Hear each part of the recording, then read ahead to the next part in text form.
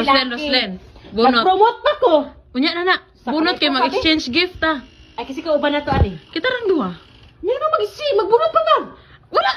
Para makabalo ka Naman kasi tingali mga kay taga gamay. na Hindi ko ba. mabunutan ako kung kagalingon. O di ikaw hatag sa imong kaugalingon. Ano kay gamay ba ni Hawa? Bi, ayaw yung kung nga anay mo. Bunot lang ba kay Labaw pa, magkagtanga. kung mabunutan nimo ako ang pangalan bas hindi ay di ikaw hatag na Ano, ako. huy, Lord Jesus, this amang kagikan o chinskip na inana ba mi.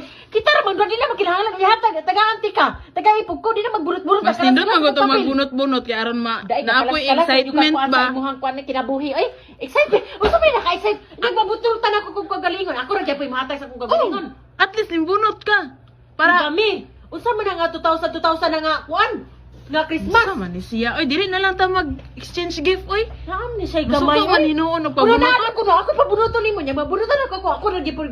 Oh, gani. Kalas-kalas sa kag papel, may pay wala nan mo ka na kay. Hala. Kahoy ba yan nagibuhat ra papel, mura kag nay gamay. Unsa man to?